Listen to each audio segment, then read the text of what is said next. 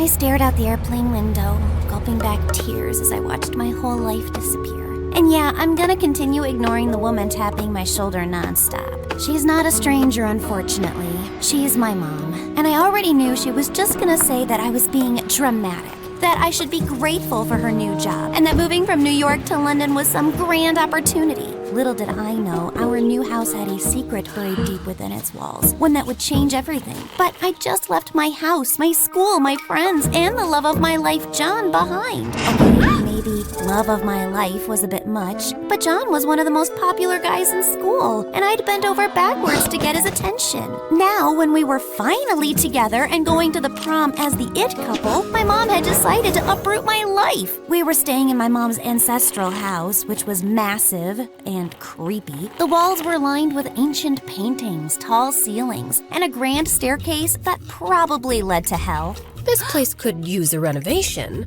but it's not so bad. It looks like the kind of house where people hear whispers in the middle of the night and wake up possessed. But you know what? I'll just go live in the attic. If I have to suffer in this house, in this city, in this life, then let me suffer properly. Who even cares about me anyway? Suit yourself, Cinderella. Don't come crying to me when the rats start fighting for bed space. The attic was dusty and dark, and I felt proud of my dramatic choice. But then, in the middle of the night, I woke up to a skittering noise, and then something brushed against my arm. I sprang out of bed, landing straight onto a loose floorboard. It snapped under me, and I looked down to see a hidden compartment. Inside were stacks of old diaries, and on the first page was a name, Evelyn. I sat down and started reading, and just like that, everything changed again. Oh, for heaven's sake, if I must lay eyes on that insufferable buffoon Tristan one more time, I do believe my brain shall simply explode. My apologies. I'm not always in such a mood. There are days when I feel quite good about myself, when my skin glows, when my curls behave, and when my corset isn't trying to squeeze the life out of me. But lately, things haven't been so good, all because of Lord Tristan. My father wants me to marry him, because he's rich and apparently lord of some overly important kingdom that will somehow benefit the crown. And while everyone thinks that I'm the luckiest girl in the world, I feel nauseous. Not because I hate Tristan. He's handsome, well-mannered, kind, etc., etc. But for some reason, he gives me the ick. Like sometimes when he's talking, I get this overwhelming urge to throw myself into the nearest lake. And it doesn't help that his best friend, the captain of Tristan's palace guard, Leopold, is a narcissistic pig and always around him. Tristan, can we please move inside? It's approximately the temperature of hell out here. Oh, Evelyn, you mustn't let a little heat ruin this beautiful morning. The sun is shining, the birds are singing, and look at this exquisite spread before us. You know, I've seen noble women walk around in this weather wrapped in 50 pounds of lace. Perhaps you should try training in full armor at noon. It builds character. Perhaps you should try swimming with rocks tied to your feet. Oh, you two always have such wonderful banter. It warms my heart. Oh my God! What happened? What a gorgeous red apple! The finest I've ever seen! Oh, Evelyn, I am overjoyed to think that I shall get to enjoy such pleasures for the rest of my life.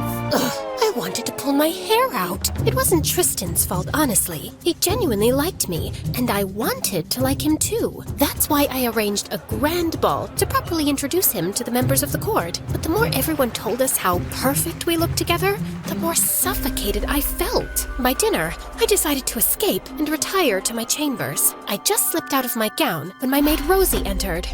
You should not have left the ball like that, Princess. Your father is very angry. Well, so am I. But what does that matter to him? I am nothing more than a precious jewel to be set in the crown of his perfect alliance. What did Lord Tristan do now? That's the problem, Rosie. He doesn't do anything. I once said the moon was made of cheese, and he said, well, if the princess believes it, perhaps there is more to the moon than we know. That is quite sweet, actually. No, it's maddening. I want someone who challenges me when I say something ridiculous. I want to feel some kind of emotion. Anger, pain, love, happiness, anything. Because right now, all I feel is looming dread. Honestly, I wish there was something that could make me fall in love with Tristan. Maybe if the heavens themselves descended and blessed me with eternal devotion. Or if I could just gulp down a love potion. But since I can't, I just have to accept that this is my destiny, to marry that cringe-worthy man. I think I need to rest. Rosie nodded and left, but the next morning, I saw her standing by my bedside holding a tiny glass vial. What's that? A love potion. You said you'd do anything to fall in love with Tristan for the sake of your family, right? Yes, but I was just being dramatic. Well, I took you seriously and found a very strange gypsy in a shady part of town who sold me this. One sip, and the first person you lay eyes on will be the love of your life. Really? This was probably just flavored water or some other cheap trick. I wasn't really sure how I felt about taking it. So I put the vial in my bag and got dressed for the stables. Something about being around the horses always calmed me down. But then I met Tristan there, and I was back to square one. If there was even the slightest chance the love potion could make me feel differently about him, it was worth a try. I went back to my chambers and looked for it in my bag, but I couldn't find it. Rosie and I looked everywhere in my room. And I went back to the stables, but it wasn't there either. I was just leaving when I saw Leopold passed out on a log near the water trough. If you didn't make it your life's mission to annoy me every chance you get, you're not actually that bad looking. Just then, this fly landed on his nose, and I waved my hand to shoo it away, but it wouldn't budge. So I waved a little harder and accidentally slapped Leopold straight across the face. Good God! Oh, what are you doing? I was making sure you weren't dead. Obviously not. Oh, I just have a splitting headache. And wait, did you do something to your face? Define something. I don't know. Did you eat a light bulb or something? You look exceptionally radiant. What? Is this one of your stupid jokes that I just don't get? Maybe it's the hair then. Did you polish it? It's shining like the sun or the moon on a clear night. This is unsettling. What's wrong with you? What's wrong with me? Maybe the heat has fried your brain. You need a physician. No, I'm fine. It's just that you're, fine. I mean, I'm fine. We're fine. And then he simply got up and left. That was weird. But I had more pressing concerns, since the vial was still missing. I had looked everywhere I could, and by the end of the day, I accepted defeat and prayed to the Lord that no one drank it. I was so frustrated with myself for losing it, though, that the next morning, when Father suggested we take Tristan through the royal treasury, I could barely focus on what he was saying. This is truly remarkable. The craftsmanship, the history. It's no wonder your kingdom has stood strong for generations. And this must be the celestial crest. I've heard tales of it before, but seeing it in person, it's extraordinary. Tell me, is the legend true? Does it really hold the power to make its bearer invisible in war? I've heard so. Magnificent! Imagine having power so absolute, no army could ever stand against you. You sound remarkably impressed, Tristan. Perhaps you'd like to marry the crest instead. Oh, Evelyn, your humor truly makes my day. You know the only treasure I truly desire is you. I wanted to hurl, but instead, I continued walking. Suddenly, I tripped over the hem of my dress and went flying forward, but Leopold caught me just in time. Oh, watch where you're going, for heaven's sake. You'd get hurt. I'm fine. Relax. And since when did you start fussing over me? I'm not fussing, but you're marrying my best friend, and I'd rather he didn't have to take wedding photos with a wife missing teeth. Anyway, I think it's best you two continue. I have duties that need immediate attention. I didn't see Leopold the whole day, but then in the evening, I was in the wine cellar searching for my father's favorite bottle when he walked in. The moment he saw me, he turned to leave, but the door got stuck. What is wrong with this door? Nothing, except it opens from the outside. You shouldn't have closed it when you walked in. How was I supposed to know that? Hello? Can anyone hear me? way! I'm stuck here! Good God, Leopold, would you calm down? Rosie knows I'm here, and it's only a matter of time till she comes looking for me. Well, obviously we don't know how long that would be, and I can't spend another second here with you. Excuse me? I didn't know my company was that terrible. I don't mean to be rude, it's just that I can't be around your smell. That is rude. You're basically saying I have a bad smell? No, it's like lavender or roses. I'm not sure. I just mean that your scent is just intoxicating. It is lavender, and it's not toxic. Intoxicating and toxic are not the same thing. Have you ever tried this thing called reading? Wow, you really know how to talk to a lady. No wonder you have so many suitors lined up for you. I'm sorry. I don't know what I'm saying. I feel sick. My heart's racing, my stomach's in knots. You know, I felt the same way whenever I sat next to Princess Amara at banquets. I really hated her. I think that feeling is called loathing. Sounds more like infatuation. Just then, Rosie opened the door, and Leopold pushed past her and ran off. Leopold's behavior just got stranger over the next couple of days. If I entered the room, he'd make some stupid excuse and run away. If we crossed paths, he'd scrunch his face like I'd rolled in garbage. And if I tried talking to him, his lips would snap shut tighter than a clam. So one evening, when I spotted him in the training grounds, I decided to confront him. We need to talk. Silence. Leopold, I'm talking to you. Nothing. I said I'm talking to you. Look at me. Oh, Princess. Sorry, didn't see you there. Stop lying. I'm not. I'm just minding my own business. No, you're not. For months, you've been everywhere, hovering like a fly, making sarcastic comments, always finding a way to irritate me. And now suddenly, you can't even look at me? Why? I don't know what you're talking about. He started to leave, but I blocked his way. Could you move aside, please? Not until you tell me what's wrong. I can't. Why not? Because it's too weird, okay? Every time I look at you, I have these thoughts that make no sense, and God knows I want to talk to you, but I can't without saying something that isn't unimaginably inappropriate. I've never felt this way, and I don't even know why this is happening. I just haven't been feeling well since I drank that thing. Wait, what thing? It was this liquid in a small vial that I found in the stables. It had this really strong smell, and I was curious, so I opened it and took a whiff, and then, I don't know, I just drank it. I froze. Leopold had taken the vial, and not just that, he'd gulped it down like a fool. And since I was the first person he saw when he opened his eyes, he was in love with me? Oh my God, how stupid are you to drink a random liquid without a second thought? You idiot! It was a love potion for me so I could fall in love with Tristan and save my stupid engagement! Hold on, you don't love Tristan? I'm shocked. No, you're not. You probably saw this coming from a mile away. Oh, God, this is all my fault. I should have been more careful with that vial. If you hadn't found it, you wouldn't have drunk it. And now, since I'm the first person you saw when you woke up, you think you're in love with me, and Suddenly, Leopold stepped forward and grabbed my face between his hands. Evelyn, slow down. You need to tell me where you found this potion. Rosie bought it off some wandering gypsy.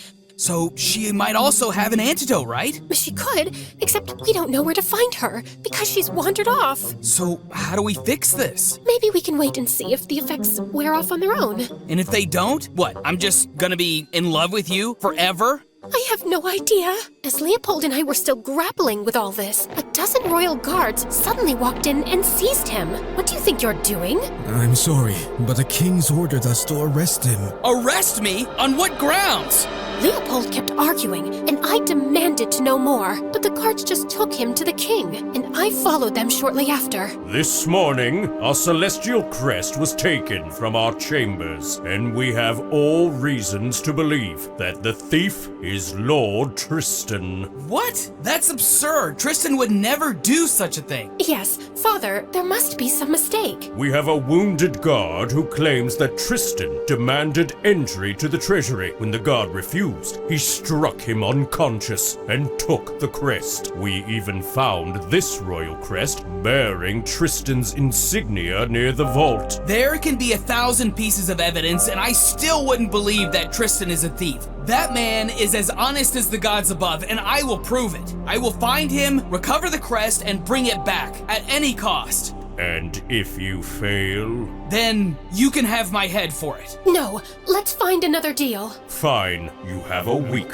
The court fell silent as Leopold turned around and left. I really had no clue where the crest was, but I knew that Tristan wasn't the one who stole it. Leopold was a fierce warrior, but he was emotional and impulsive, and one wrong step could cost us the crest and Leopold's head, so I decided to go with him. Absolutely not. I don't have time to babysit you while I track down Tristan. Then don't. I can handle myself. I'm trained in sword fights, I know how to navigate dangerous situations, and I am also very good at dealing with people. Oh my god, is that a spider? Ew, ew, ew, kill it! And Leopold calmly flicked the spider off. You were saying? Ugh. Please, let me come with you. If I help bring Tristan and the crest back, maybe my father will finally see me as someone who is more than just his young, naive daughter. And maybe he'll listen when I tell him I don't want this engagement. Tristan and I are not meant for each other, Leopold. It's not fair to both of us to go through with this marriage. So if you won't do it for me, do it for him. Please. Don't look at me like that. It does something to my heart and I can't think straight. So that means I'm coming. Yes. Okay, fine. But if you slow me down, I will leave you behind. Funny, I was going to say the exact same thing to you. The moment Leopold agreed, I rushed off to pack my things. Before leaving, I instructed Rosie to tell everyone I was unwell from the stress and that no one was allowed in my chambers. Leopold and I got on our horses and left for the woods. By mid-afternoon, we finally stopped by a river stream to catch a break. What? Nothing. Just, I've never seen anyone look this elegant while drinking water. That's probably just the love potion speaking. Why can't you just take a compliment and say thank you? Well, in my defense, you've never really complimented me before. That's not true. I complimented you when you wore that green dress to the ball. You said I reminded you of freshly cut spinach. And everyone knows spinach is good for health. So it was a compliment. No, it wasn't. A compliment is when you tell a lady how her hair reminds you of silk, or how her eyes shine like the stars. And how when she smiles, she makes my world spin. I mean, the world in general, not necessarily mine. You get the point. I get that you're blushing. Bandits! Leopold grabbed my arm and pulled me toward the horses, but it was too late. We were already surrounded. He reached for his sword, but I stopped him. We don't fight them. We're outnumbered. You think I don't see that? Just trust me and follow my lead. Oh, saints be good. You fine gentlemen found us just in time. Fine, gentlemen. We're bandits. Hand over whatever you've got or we'll take it by force. Aye, we's just two poor, desperate lovers running from a cruel fate. Worked for a slave master, we did. Scrubbing his floors, polishing his boots, breaking our backs for nothing. So we ran, took his horses, a bit of gold and all. I elbowed Leopold. Thankfully, he caught the hint. 'Tis true! I just love me Moonflick so much. She made a thief out of me, you know how it is? A man'll do anything when he's in love, especially when she looks like a princess that fell straight from heaven. I mean, lass. Like a clumsy lass fell from heaven. But y'all don't look like no slaves to me. Fine outfits, curls in your hair. That's what ladies wear. I stole the clothes from the missus too. And what, just 'cause I'm poor? You think I don't deserve to look pretty? Ah, cruel world. I'm poor and you mock me. It feels like someone put a dagger through me heart. Oh, my darling, don't say that. If anything happens to you, I'll throw myself in the river. Fine, stop crying. Just give us the gold and horses and walk away. The horses too, but my two tiny feet can't walk no more. I already walked all my life. I carried water so heavy, it made my back all crooked. My cruel master always said, walk, girl, walk. Now you say it too? Will I never be free? Will my feet ever know rest? For heaven's sake, take the stupid horses too. Just get out of my sight, you pathetic fools. I hurriedly tossed the coin pouch at his feet, and Leopold and I scrambled onto our horses before the bandits changed their minds. It was getting dark, and we needed a place to camp.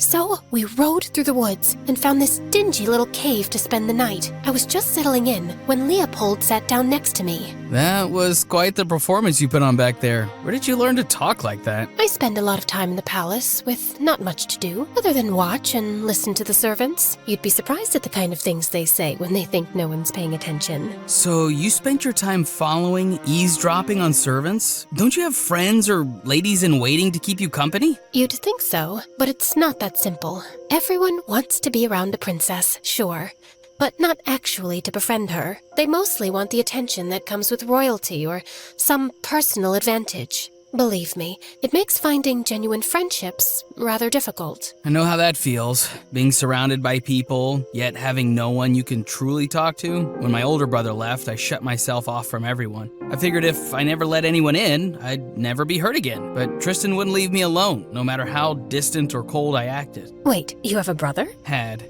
He's no longer with us. Oh, God, I'm so sorry, Leopold. Yeah, it was tough on the family, but eventually we moved on, and it's all good now.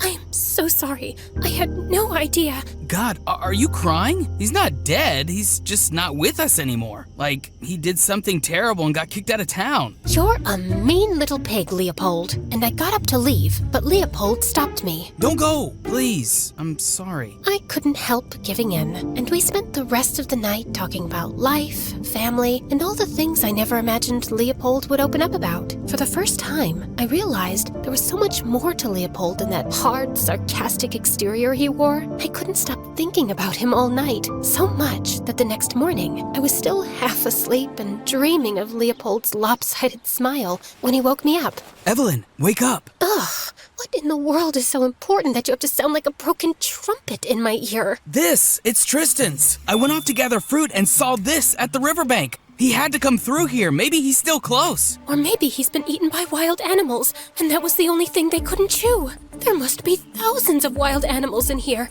There's no way Tristan would have survived alone. Must you always assume the worst? Also, you look oddly adorable with a bedhead. Not that I'm noticing. Can you just trust me on this one, please? Until we find definitive proof of Tristan's fate, let's not bury him just yet. If you say so. But I got ready, and together we marched into the jungle. But minutes into the ride, I could tell this was a bad idea.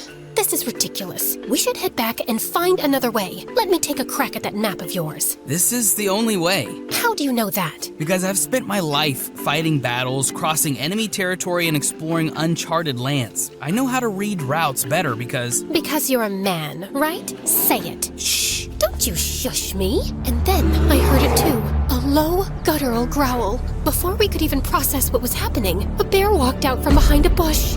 Stay still. If you don't move, it won't see us as a threat. Is that some genius survival trick? Stay still and die? Because that might just work. Could you just please keep... Before he could finish, the bear let out a deafening roar, and my horse panicked and bolted through the jungle.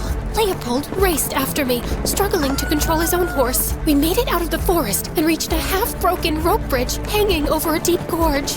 Get down. We have to cross that on foot. And abandon our horses?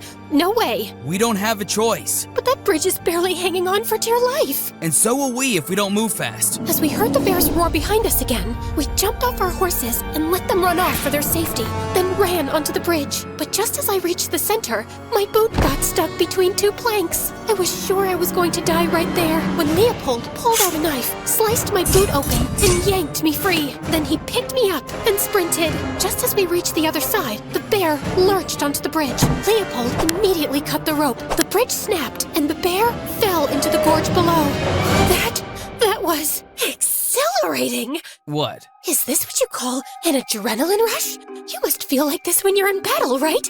I love this feeling. Are you serious right now? That bear could have eaten us up. We could have died. But we didn't. I mean, I might have sprained an ankle and maybe a little bit of a concussion, but apart from that, I feel fantastic. That's great. You know what I'm thinking? How could anyone be this attractive and stupid at the same time? Excuse me, but how am I the stupid one? Wasn't it your brilliant idea to venture into this deadly forest? I was the one who told you that it's dangerous. This was the only way out. I don't know that, because you didn't let me read the map, you manly man. Oh my god, I think I'm going mad. I knew getting you with me on this quest would be challenging, but you have surpassed all my expectations. And on top of all this, I'm in love with you because of this stupid potion, and it's exhausting. I'm constantly worried about you, and it's slowing me down. Oh, so so I should just go back, right? Oh, wait, I can't, because you cut off the bridge. I had to, or that bear would have eaten us. Leopold and I were in each other's faces by now,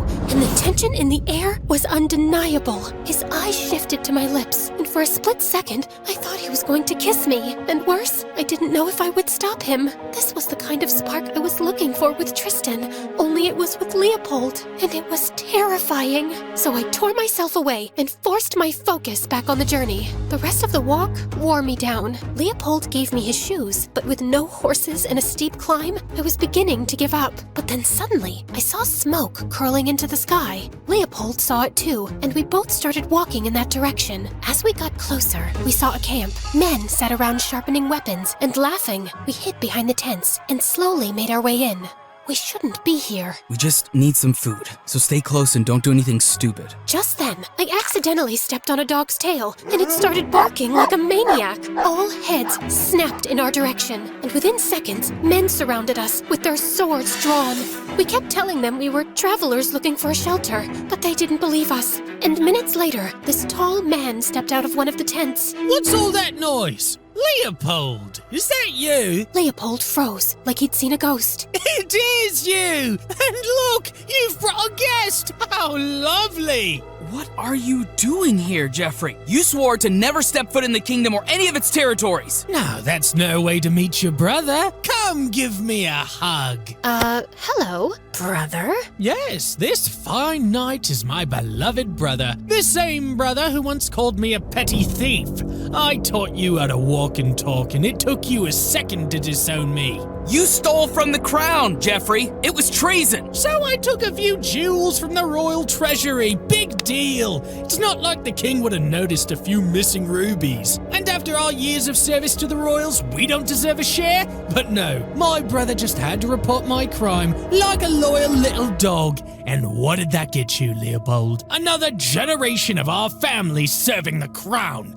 Disgusting. I wish we had time for small talk, but we have to go. We turned to leave, but Jeffrey blocked our way. Oh, you can leave, brother, but she stays. You're the princess, aren't you? I can tell by the way you curl your hair and that little crest you wear. I swear, Jeff, if you lay a finger on her, I will rip your head off. Oh, my brother's in love. How sweet. Don't worry, I won't hurt her. I just need her for a little ransom. Ransom for what? The celestial crest, of course. The most powerful artifact in the world. I'll sell it to the highest bidder, and I'll be rich enough to buy any land I want. No more wandering around like a nomad. Hate to disappoint you, but the crest is lost. Nice try, but I don't believe you. Jeffrey grabbed my arm, but I bit him hard. Jeffrey lost his grip, and Leopold leapt on him.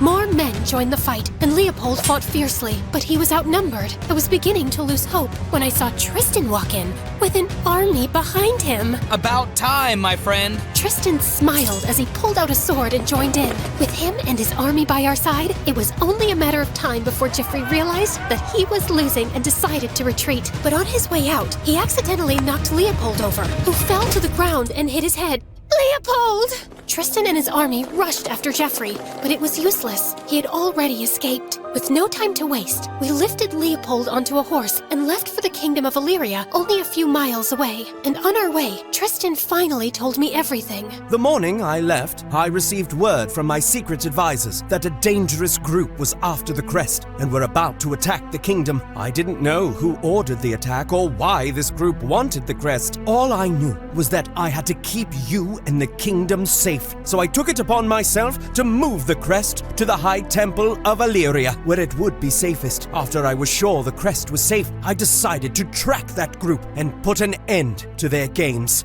I just didn't know I'd find you two or Leopold's brother there. You should have told Leopold or my father. They could have helped you. I needed Leopold to be around you in case I failed in my mission. And as for the king, there wasn't much time to explain, and I didn't want to take the risk of anyone finding out that the crest was being moved. So I did what I had to do. And ended up looking like a traitor. You didn't have to injure that guard, you know. The guard wouldn't let me leave, and I only struck him hard enough to knock him unconscious. Thank you for coming for me, and for not thinking that I was a traitor. Of course. I knew you would never betray our trust. I just hope your father sees it that way too. I sent word to him when I reached Illyria, but explanations only go so far. When we return, I'll tell him everything, and I pray he still lets me marry you. Tristan's words hit me like a punch to my stomach. I had been so caught up in everything, I'd completely forgotten about the wedding. And even now, I didn't want to think about it. All I could focus on was how badly I wanted Leopold to be okay. When we reached the palace in Illyria, Leopold was taken to the soldiers' barracks for further treatment, while Tristan and I moved into the palace, where my father was already waiting with his guards, and Rosie. I thought he was going to yell at me, but instead, he pulled me into a hug. Oh, thank God! You gave me quite the scare, Evelyn. I'm sorry, Father.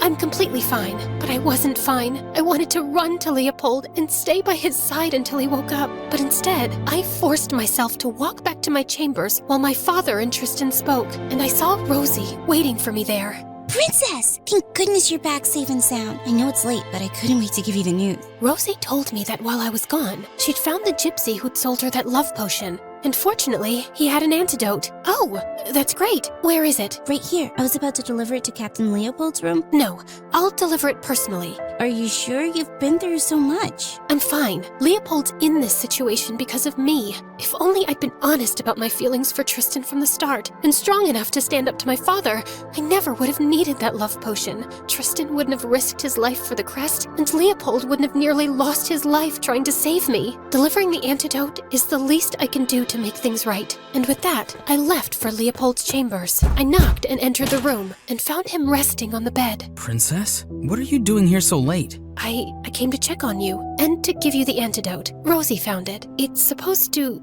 counteract whatever strange effects the first potion had on you.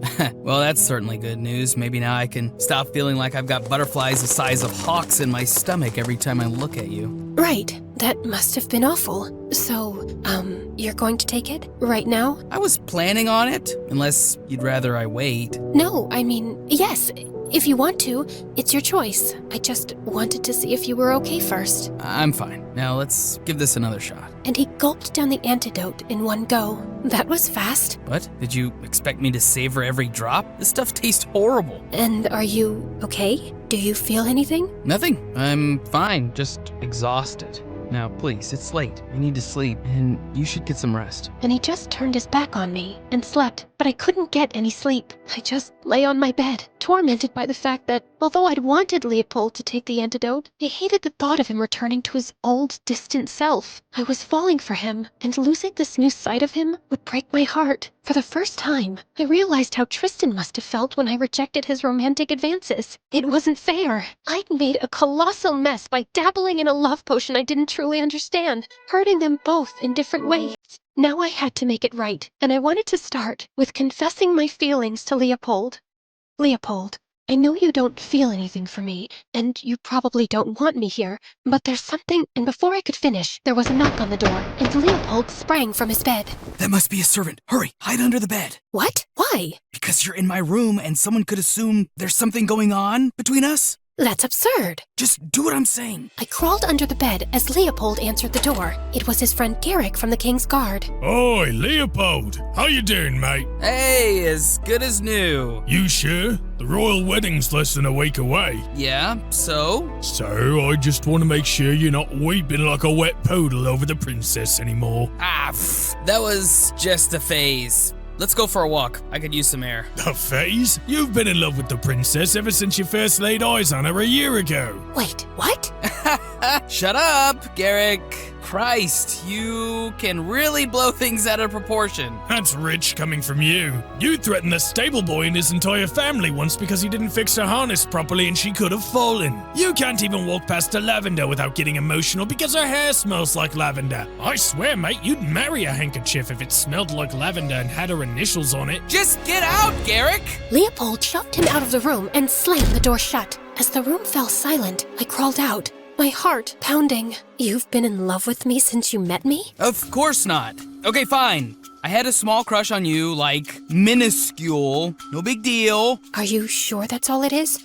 A small crush? Are you disappointed? Would it feel good for your ego if I said I'm madly in love with you? No, that's not what I'm saying. I'm just confused because if you were always in love with me, why did you react to the potion the way you did? I'd kept my feelings under control, locked away, but the potion just cracked everything open. It magnified what was already there. Anyway, it doesn't matter now. The antidote is in my system, so you can forget everything Garrick said. I can't, because lately I have... Do not finish that sentence. I beg of you. Tristan is my best friend, you are a princess, and I'm just the lowly guard captain. We both know how this story ends. Now, I'm going back home tomorrow. I need to recover and manage the kingdom in Tristan's absence. I opened my mouth to speak, but no words came out, so I turned around and left. The next morning, as we were preparing to leave, I just felt empty. I couldn't leave without seeing Leopold one last time, so I decided to go find him. But before I could leave, Tristan walked into my room. He asked my maids to leave and then sat me down. You don't look too happy about going back to the palace. No, I'm just tired. The adventure wore me down, I think. Are you sure it's the adventure? Maybe something else is weighing you down, like being in love with Leopold and not admitting it? What? Tristan? Evelyn, I saw the way you reacted when he got injured and how worried you have been since. Actually, I don't know how I could have been so blind all along. The two of you always had sparks flying. I think I also deserve someone who feels that strongly about me, right? You do, more than anyone I know. You're a wonderful man, Tristan, and I know the girl you marry will be the luckiest girl in the world because you'll love her with all your heart. Well, I hope she loves me just as much. Now wipe those tears and stop him before he leaves. I'm so sorry. Don't be. You couldn't have picked a better guy, and I'm happy for you.